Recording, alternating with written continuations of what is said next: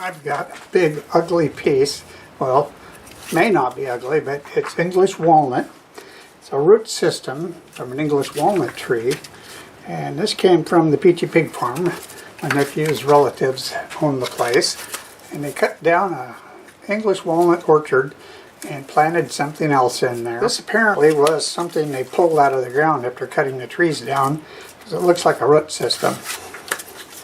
A couple years ago, they had stored these pieces, and a couple years ago they offered these to me. And a lot of inclusions, a lot of dirt and rocks. I'm either going to take this out to the fire pit and burn it, or I'll be back at the lathe and we'll turn it.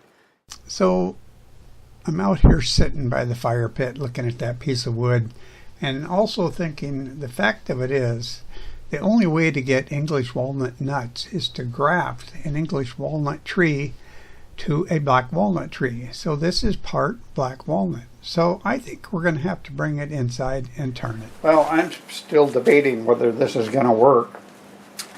And this has to come off because it's loose. I didn't notice that until I got it here. And I also, before I got that far, I cut this off because, well, it wasn't going to work, and it threw it way out of being in balance, and that part had to come off anyways. I don't like this branch here, and I think it's too thick this way. I think I might get my chainsaw, which is due to put a new chain on it anyways. I may come back and cut, well, maybe to here, about 2 inches off of that. But it does spin up. Got it about 344 RPM. I think if I get rid of that and take a couple more inches off, we'll be able to start turning it. I can't even promise myself that I'll be able to finish it, but I'm going to at least give it a try.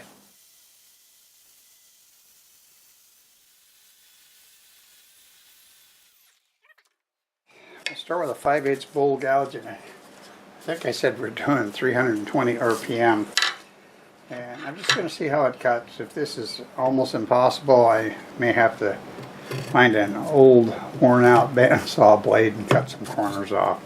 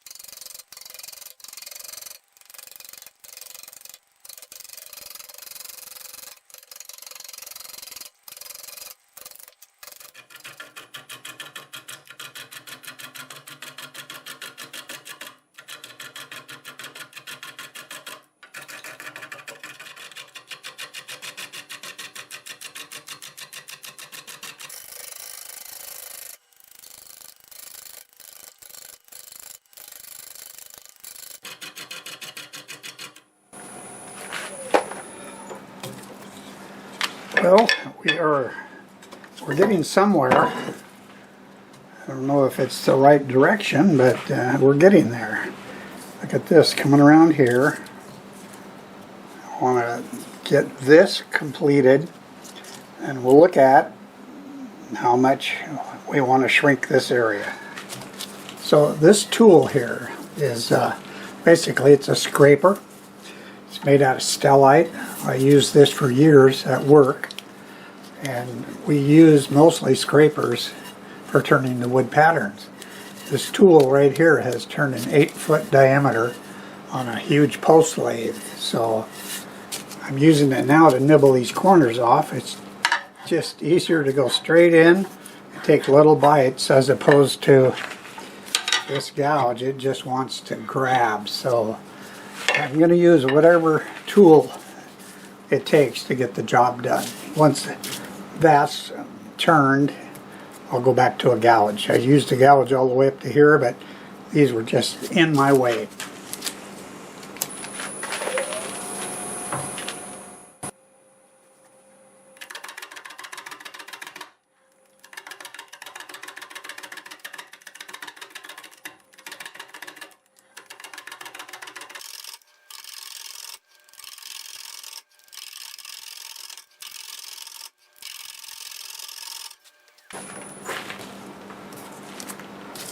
Well, I think we got the corner knocked off.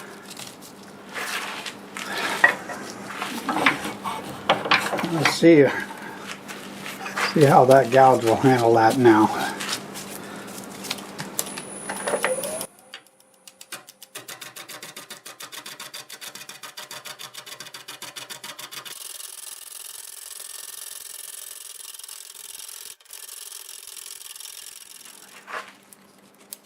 Oh, it's dirt. It's not a rock.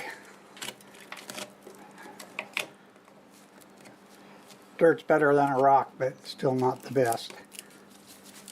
Alright, let me do some cleaning up. We'll come back and cut some more. I'm going to get large jaws out and see what I need here. Alright, I have a line on there. I think you can see a dark circle there.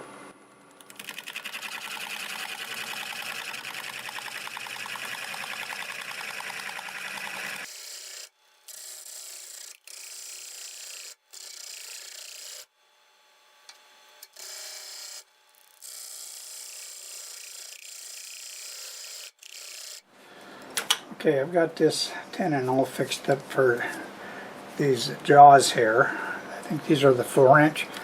I also have a 5-inch pair, but it just wasn't leaving enough here to do anything to the side if I want to take more. So we're going to go with those. I'm going to go to a sharp 5/8, try to clean this up, get it flipped around, and I'll resharpen these because they are getting dull real quick. 628 RPM.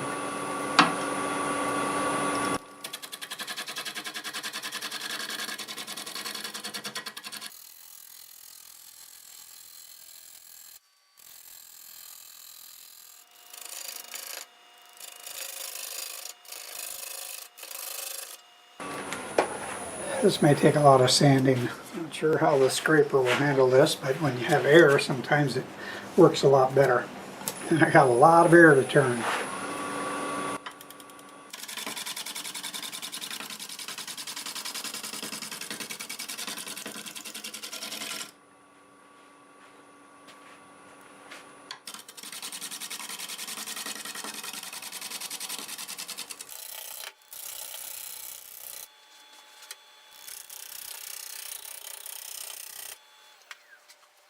Okay, that actually is not too bad at all. And I don't know if I'm done turning on this anyways. That's just a whole bunch of interesting wood, but this is the stuff that's split. If I turn all that away, there will be nothing left, so we're not going to do that. Alright, I'm not even going to try to sand this right now. I'm going to just get it flipped around. Let's see what we can get out of this. 620 RPM, 625. 5/8 bowl gouge, freshly sharpened.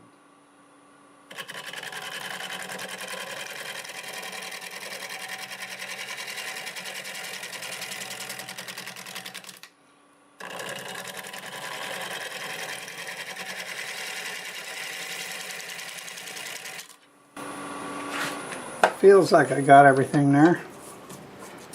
Yeah, that's all been turned. I mean, it's pretty obvious that I'm not going to cut down to here, and I'm not going to cut down to there either. Otherwise, everything's going to get real small.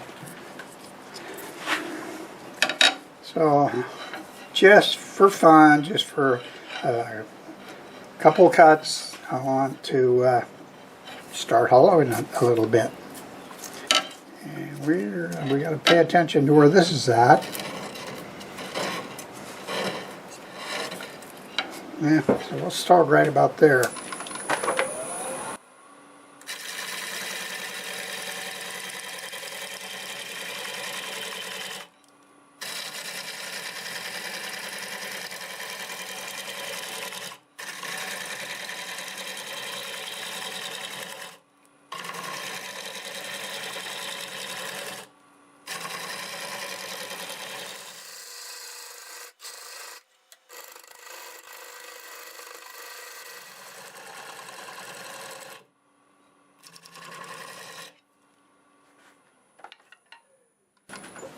Alright, that's what I've kind of just done here. See, I'm getting close here. I can go a little bit more there. I'm not sure if I am too much worried about it opening up on the sides. Maybe it'll just add some interest. It's not going to hold any soup anyways, so, and M&Ms come rolling out. It's just going to be to look at. This is very interesting here. It looks like it might be hollow underneath that. Oh, what do I want to do? Just talking to myself. I'm going to think about it tonight. I'll come back out tomorrow and see if I've made a decision. I got to get the vacuum cleaner and the broom and everything out, and I'll see you then. Well, I come out here this morning. I looked this over, and this wasn't cutting too bad, but I just don't like how thick this is, and I can't take much more out without opening this up. So what I'm thinking is this side here is pretty gnarly looking anyways. I don't think it would hurt much if I took a little bit of that off and rounded this over, because I'm not real happy with that shape. So I'm going to do that. So let me get sharpened up, get my face shield, and we'll take a couple of cuts and have a look at it. Okay, here we go.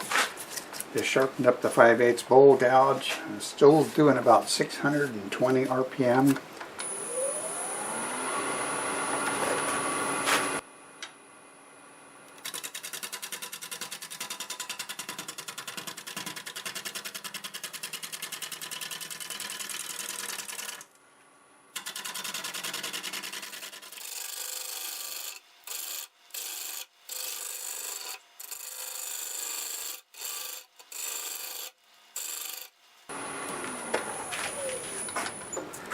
Well, look at that. Now we got us a much smaller wall, and it didn't hurt a thing.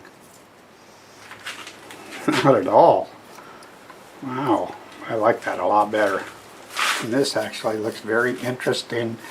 All kind of finished out with all that rugged area back here. Okay, I might go back to the inside here now. Okay, it's time to see if we can get this hollowed out. I do have lots of inclusions full of dirt, rocks, and they're hard to turn even without that. So I'm going to use a little carbide hollowing tool to at least get going on it, and possibly use it for the whole thing. So I'm going to give it a try.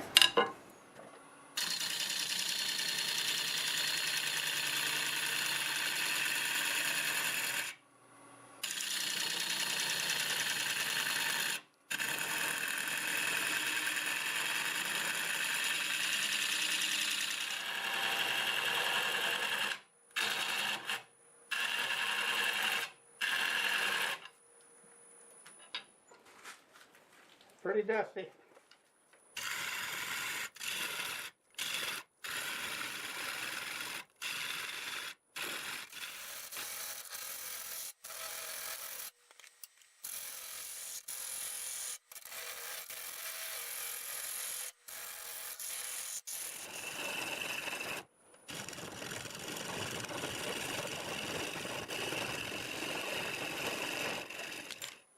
Alright, just making things easy.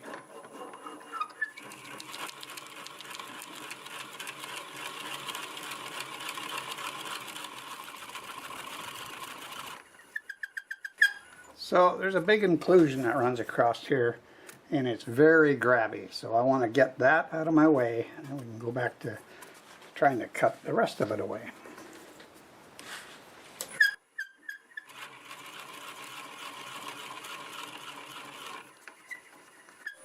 Alright, I think that's going to help a lot.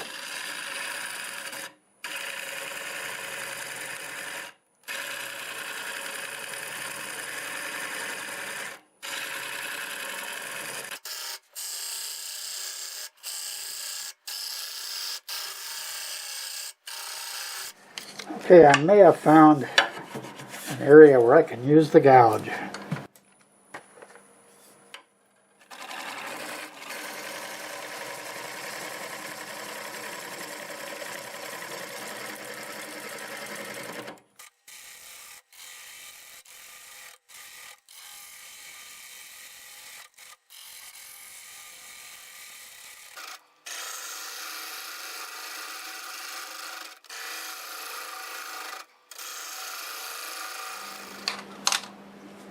Oh, got a hole in my bucket.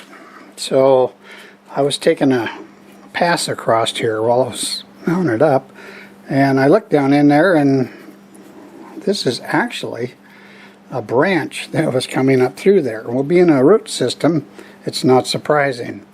But when I looked, it was clear down like that, and it had just been up there. So I got to figure out what to do. Leave it with a hole in it, or maybe try to CA glue it in place and finish turning it. Think about it for a while. I'll be back, have it in the lathe, and we'll see if it works out to be what you were thinking. I put it in there, put some CA glue on it, some shavings, but checking the dimensions here, right where I'm at there, I've only got 1/4 of an inch. So I don't want to cut anything above that spot.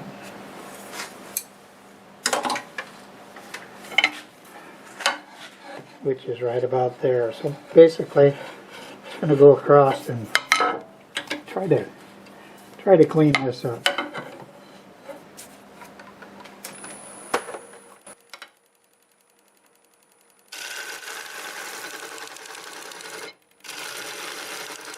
Okay, I've got that turned down to where that branch was at. It's pretty rough, but I want to go over this here and make that a little bit narrower, because I've got this already down to that size and that, so I'm okay with taking some more of this off. It won't make it much lighter, but it won't look as heavy. So let me get all set up and we'll do that. Alright, let's use the 5/8 bowl gouge. Probably starting right about there and just bend it back over a little bit. 725 RPM.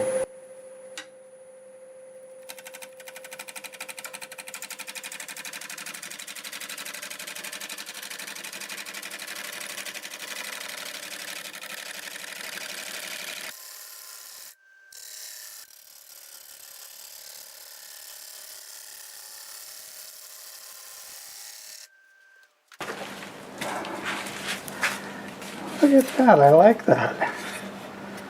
That's kind of cool. It's like it was there and then everything disappeared underneath it. Okay, wow. It's so surprising how much one little cut can change everything. There, I'm happy.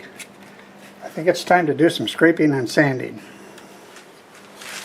Okay, because of all of this air that we'll be scraping, I'll start out about 550 RPM. I'll make adjustments from there.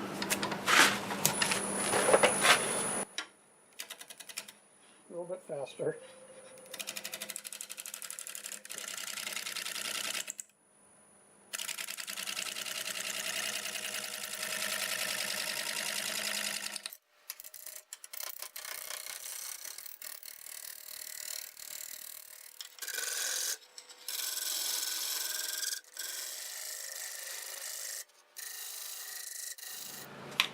So before I start the sanding, I need to go through these areas. It's real fuzzy here, and then I have this that looks as though it was burnt, so I'm going to go over it with the Sandiflex.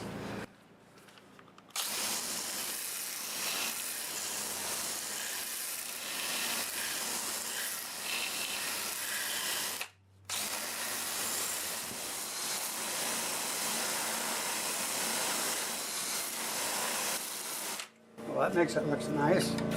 Alright, we'll do some of that, and then I'll have to get my sanding stuff out and show you that.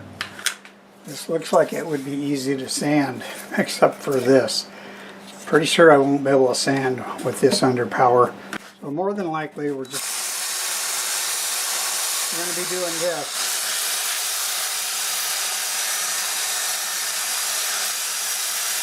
For quite some time. So I'll come back and I'm going to have to do the same thing on the inside. I'll try to show you some of that.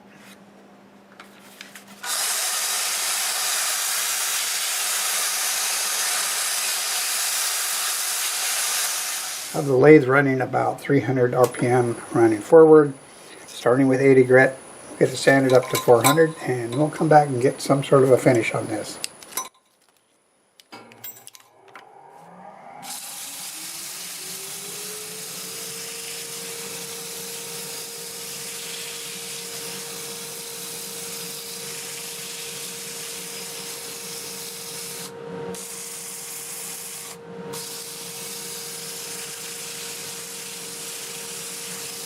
I have spent hours sanding this, and I mean hours.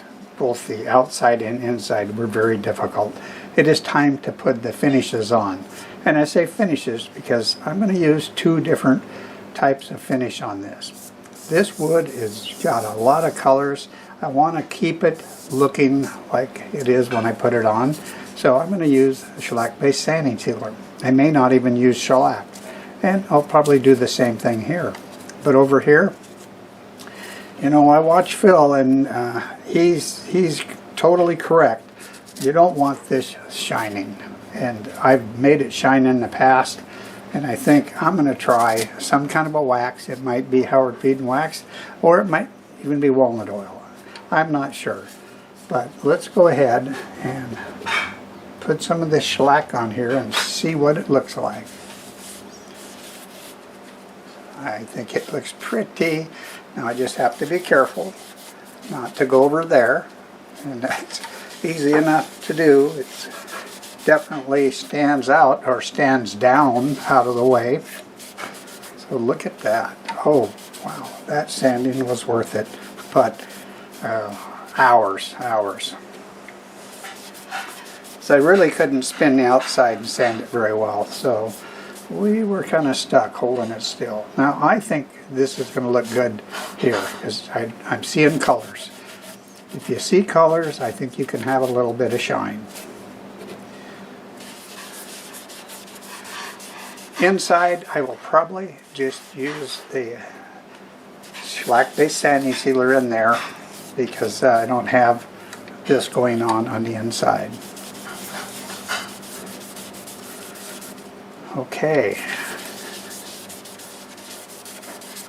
Not sure when I'm going to get this finished. I've got something else going on that I have to get taken care of, so you won't even notice any time lapse, but it might be a couple days before I actually get it done.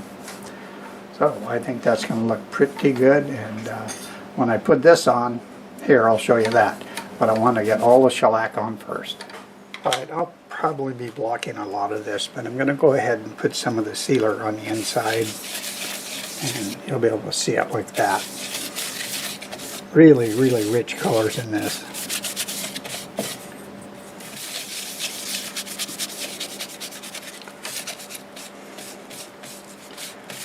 That's it right there. Alright, I let this sit a day. I really like how that looks. I haven't got anything down in here, but I think I'm going to put the same thing that I put on this side. I did a little experiment right here, and this is walnut oil. I'm just going to try it, otherwise I'm not going to do anything unless I try something.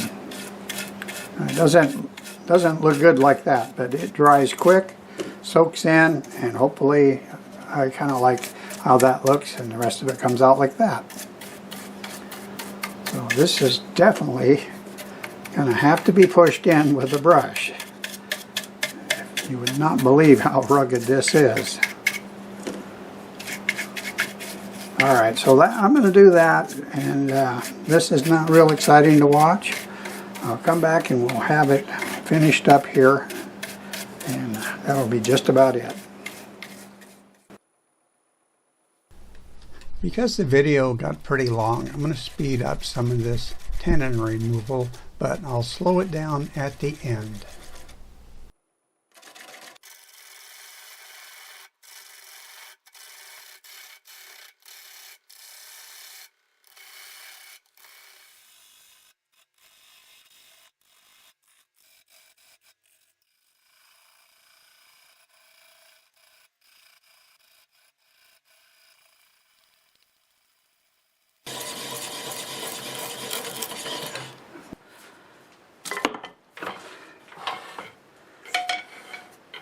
Thank you, Phil, for that trick.